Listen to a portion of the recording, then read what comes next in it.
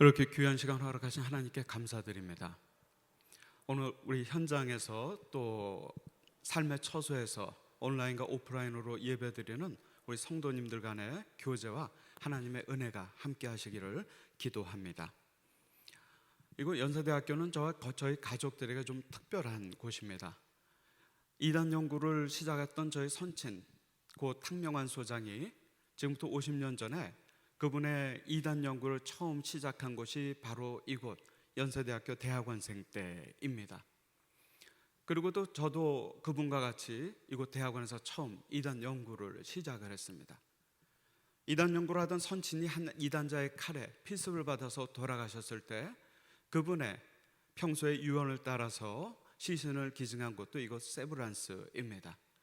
저희 가족들은 선친의 무덤이 없었기 때문에 선친이 보고 싶을 때마다 찾아왔던 곳이 바로 이곳입니다.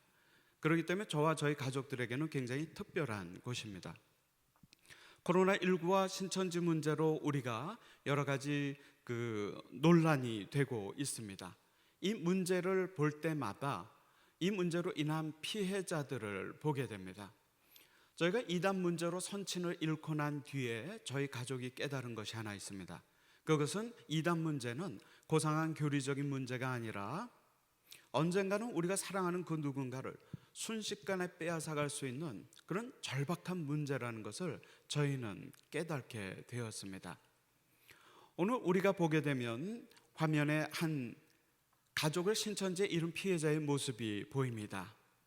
이분이 거리로 나섰습니다. 그 이유는 경찰 공권력이나 언론의 도움을 받기가 쉽지 않기 때문입니다. 경찰에라도 신고하면 그곳에 만약에 집을 나간 배우자나 딸이 오게 되고 경찰관이 집에 있을지 이단단체에 있을지 물어봤을 때 이단단체에 있겠다고 답변하는 순간 가족들은 오히려 합법적인 보호권을 완전히 잃어버립니다. 공권력은 문제가 터졌을 때 개입합니다. 언론은 문제가 터졌을 때 공론화합니다. 예방 기능이 약하지요. 저희 가족처럼 그리고 또 이단 문제로 인한 많은 피해자들이 우리 주변에 있습니다. 그분들의 눈을 통해서 이단 문제를 바라보지 않으면 이단 문제의 위험성과 그 본질을 우리가 깨닫기가 쉽지 않습니다. 이단 문제는 끊임없이 반복되어 오고 있습니다. 세월호와 구원파, 최태민, 최순실, 또 코로나19와 신천지, 이처럼 이제 이단 문제는 교회 안의 교리적인 문제일 뿐만 아니라 언제든지 심각한 사회 문제를 야기할 수 있는 그런 문제라는 것을 우리가 보게 됩니다. 코로나19는 성당, 사찰, 교회 어디서든지 일어나고 발생할 수 있습니다. 문제는 그 문제가 발생한 장소가 아니라 그 문제가 생겼을 때 어떻게 조치했느냐가 문제입니다. 신천지는 그 조치를 부적절하게 했고 뿐만 아니라 그 부적절한 조치의 이면에는 신천지 교리와 밀접하게 연관되어져 있다는 것이 이번 코로나19와 신천지 문제의 본질이라고 할 수 있습니다. 우리는 신천지를 이단이라고 분류를 합니다. 그 이유는 예수 그리스도가 아니라 사람을 신격화하기 때문입니다. 오늘 요한복음 본문에서 얘기하는 보혜사 예수 그리스도를 이만이라고 신격화합니다. 우리는 오직 예수님만을 구세주로 믿지만 이단들은 사람을 신격화하는 특징을 가지고 있습니다. 이 이만희가 설령 사망한다 하더라도 그것이 신천지 문제의 끝은 아닙니다. 오히려 새로운 문제의 시작입니다. 신천지에 빠졌다가 나오는 분들을 정죄하고 비판하는 것이 아니라 그들을 치유하고 회복해서 온전하게 말씀으로 세웠을 때 이 문제의 해결이 되는 것입니다. 이제는 이 문제의 시작이라 할 수 있고 설령 교주가 사망한다 하더라도 신도들은 자신의 선택이 틀렸다는 것을 지인들이나 가족들에게 말하기 두려운 그런 마음속에 교주의 죽음을 신격화하고 미화할 수도 있는 그런 심리적 상태에 이를 수 있기 때문입니다. 그래서 이단 문제는 교주가 사망하거나 시한부 종말론이 실패해도 여전히 진행되게 됩니다. 교회 역사를 보면 이단들은 끊임없이 생성과 종말, 소멸을 반복해 왔습니다. 언젠가 신천지나 이단 문제도 끝나겠지요. 우리가 속한 교회만이 영원하고 늘 이겨온 교회라는 것을 우리가 보게 됩니다. 이단들과의 수많은 싸움 속에서 얻어진 것이 오늘날 우리들의 신앙 고백이고 신학으로 고스란히 남아있지 않습니까? 이처럼 신천지는 사람을 신격화하는 이단입니다. 그들이 부르는 노래를 보면 이만희에 대해서 주요 그리스도시요 살아계신 하나님의 아들이라고 신격화를 합니다. 오늘 요한복음에서 말하는, 본문에서 말하는 보혜사를 바로 이만희로 해석을 하지요. 그들의 신격화의 자료들은 너무나 많아서 우리가 찾으면 찾는 만큼 나오게 됩니다. 이단의 두 번째 특징이 있습니다. 예수님을 그리스도로 믿는 것이 아니라 사람을 신격화하는 이단들은 비성경적인 주장을 합니다. 신천지도 마찬가지입니다. 그들이 한 운동장에 모여서 행사를 하면서 14만 4천이라는 카드 섹션을 합니다. 이것은 신천지를 알 수 있는 핵심 키워드입니다. 신천지는 자신들의 숫자가 14만 4천 명이 되면 놀라운 일이 두 가지 일어난다고 얘기합니다. 하나는 그들이 죽지 않고 불로불사, 영생불사한다는 것이고, 다른 하나는 14만 4천 명이 되면 자신들이 세상의 왕 같은 제사장이 된다고 주장을 합니다. 이처럼 이단들은 비성경적입니다. 성경에 있는 것을 빼거나 더하고, 요즘 이단들은 성경의 내용을 임의적이고 자의적으로 해석합니다. 그렇기 때문에 우리들이 성경의 말씀 위에 바로 서지 못했을 때 이단 분별이 쉽지가 않습니다. 이단 대처는, 이단 분별은 우리가 말씀 위에 바로 섰을 때 덤으로 주어지는 하나님 은혜의 선물이 이단 대처인 것이지요. 문제는 이렇게 14만 4천을 주장하고 14만 4천 명을 채우기 위해서 교회나 거리에서 수단 방법, 거짓말을 불사하고 사람들을 포교했던 이 신천지의 그 내부 자료에 따르면 이미 그들의 숫자가 14만 4천 명을 넘었다는 사실입니다. 14만 4천 명이 넘어도 아무 일도 일어나지 않습니다. 이단들에게는 교회에 없는 것이 하나 있습니다. 바로 신격화된 교주입니다. 우리는 하나님의 기록된 말씀인 성경을 가감하거나 변경할 수 없지만, 신격화된 교주를 갖고 있는 이단들은 성경의 내용과 그들 자신의 교리마저도 언제든지 번복합니다. 처음에는 14만 4천 명만 차면 영생불사에 자기들 세상이 주장했던 신천지가 지금은 14만 4천은 그냥 14만 4천이 아니라 하나님 마음에 합한 자들의 숫자가 14만 4천이 된다는 궤변을 늘어놓고 있습니다. 문제는 24만여 명에 이른다는 신천지 신도들이 누가 14만 4천에 속했는지 모른다는 사실입니다. 청년들이 다수인 신천지 내에서 14만 4천이라는 거짓 교리를 통해서 바로 희망 고문이 자행되고 있는 것이지요. 헌신이라는 이름으로 끊임없는 착취가 이루어지고 있습니다. 이번 코로나19 문제로 신천지에서 드러난 자료를 보면 전국 각지에 1,100여 개, 알려진 건 1,500여 개입니다. 그러한 부동산을 가지고 있고, 그들의 재산이 2019년 기준 5천억 원이 넘는 재산을 갖고 있다고 합니다. 사업도 하지 않는 이들이 이 수많은 재산들을 어떻게 모았을까요? 오늘의 청년 세대를 두 번 죽이는 일은 아닐까요? 청년들을 신천지로 미혹하고 헌신이라는 미명으로 착취를 자행하고 그러고 이뤄낸 결과가 아닌가, 그런 생각을 해보게 됩니다. 사람을 신격화하고 14만 4천이라는 거짓 교리를 내세운 이들에게 아무 일도 일어나지 않고 있다는 것이 팩트이지요. 신천지가 교회에 가서 활동을 합니다. 신천지가 부르는 이 노래를 보면 신천지는 교회에 있는 성도들을 빼나간다고 합니다. 무슨 말일까요? 신천지는 교회를 추수밭이라고 부르면서 교회에서 알곡과 가라지 중에서 알곡을 빼어나가 신천지 곳간에 14만 4천 명을 채우면 자기들이 세상이 된다는 주장을 합니다. 그렇기 때문에 교회 안에서 거짓말을 서슴지 않고 하면서 신도들을 데리고 가지요. 어떤 사람을 미혹하기 위해서는 이미 그 사람에 대한 사전 정보를 다 가지고 접근하는 방식을 쓰기 때문에 기독교 내에 있는 교회, 캠퍼스 모든 곳에서 신천지로 인한 피해가 없는 곳이 없을 정도입니다. 여러분 한번 생각해 보십시오. 신천지가 무섭고 두려운 것이 아닙니다. 신천지로 인한 우리 안의 분열과 불신이 무서운 겁니다. 갈라디아서 2장 4절에 보면 초대교회 이단에 대해서 거짓 형제들이 우리 안에 가만히 들어와서 예수 안에서 자유한 우리들을 그들의 종으로 삼는다고 했습니다. 삼으려고 노력한다고 했습니다. 바로 그 모습 그대로 신천지가 우리 안에서 활동하고 있는 것이지요. 분열과 불신의 대명사가 됐습니다. 그것이 안타깝습니다. 이제는 신천지라는 이름이 부정적 가치 판단이 내재된 채 한국 사회에서 사용이 되어지고 있습니다.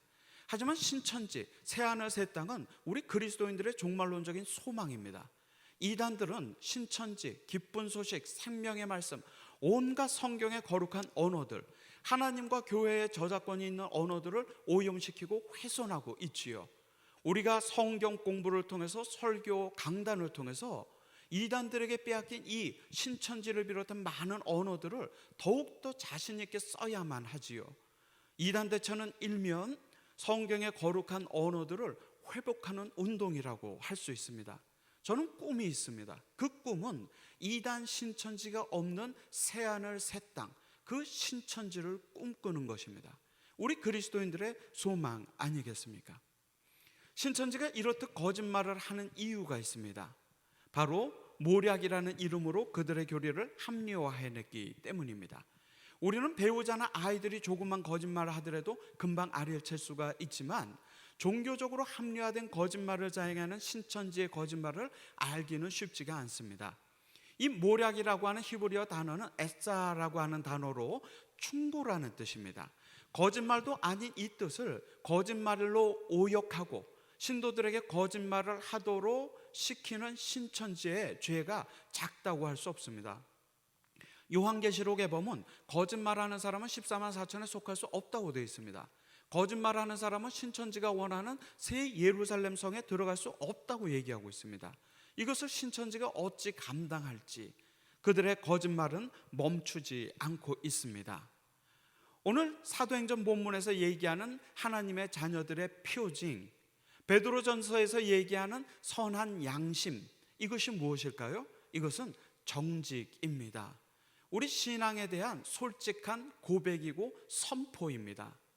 특별히 베드로전서에 보면, 오늘 본문에 보면 선한 양심과 선한 행실은 선후적인 관계도 아니고 선택할 수 있는 문제도 아니고 동시적인 것인 것을 우리에게 보여주고 있습니다. 우리들의 선한 양심은 선한 행실이라는 열매를 맺게 돼 있지요. 그것은 정직입니다. 우리들은 그리스도인들 아닙니까? 그리스도인들은 누굽니까?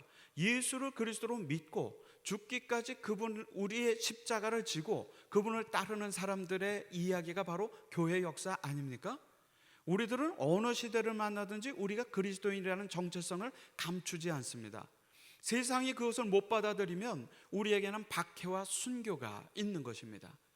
우리에게는 순교 아니면 배교 둘 중에 하나만 선택할 수 있는 것이 하나님의 자녀인 그리스도인의 삶입니다. 우리는 복음을 부끄러워하지 않습니다. 사도행전 28장 마지막 절에 바울이 로마군이나 감시하에 2년 동안 셋집에 있으면서 그를 찾아오는 이들에게 복음을 어떻게 전했습니까? 떨면서 부끄럽게 전하지 않았습니다. 담대하고 거침없이 전했다고 되어 있습니다.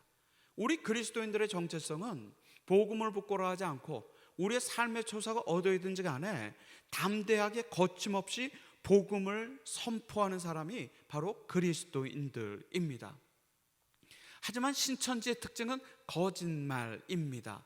다종교 한국 사회에서 불자이든 천주교인이든 개신교인이든 자신을 떳떳하게 드러내지 않는 종교인은 없습니다. 하지만 신천지는 자기가 누구인 것도 감추고 자신들이 믿는 것도 감추고 있지요.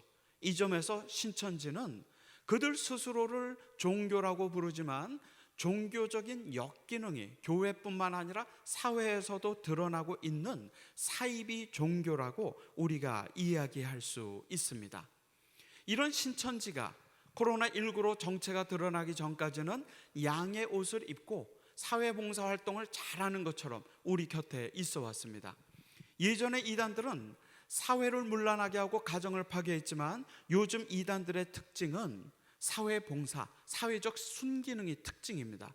속은 노략질하는 1위인데 양의 옷을 입고 활동합니다. 그 이유가 뭘까요? 우리나라에 두세 명이 기독교인입니다.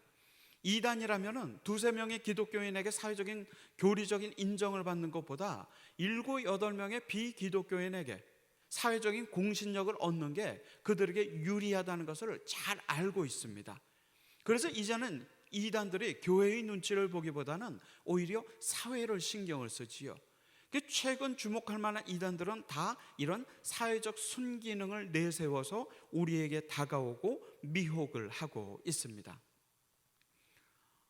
혹이 이것이 우리 교회의 다른 모습이 아닐까 싶습니다. 오늘 본문 말씀대로 우리들의 문제는 지식의 결여에 있지 않습니다. 선한 양심과 선한 행실의 결여가 이런 현대판 이단들을 만들어내고 있는 것은 아닌가 고민이 됩니다. 교회 역사를 전공하는 저는 한 교회 시대의 교회를 바라보게 되면 그 동시대의 이단들의 문제점이 무엇인지가 보입니다. 어느 시대의 이단을 연구하면 그 동시대의 교회가 어떤 문제점이 있는지가 보여지게 됩니다. 교회와 이단은 동전의 양면입니다. 우리 한국 사회는 우리 교회가 민족을 위해서 무엇을 해왔는지를 잘 기억하고 있기 때문에 교회에 대한 기대치가 높습니다. 교회가 조금만 잘못이라도 하면은 날카로운 비판을 보낼 수 있습니다. 감사한 일이지요.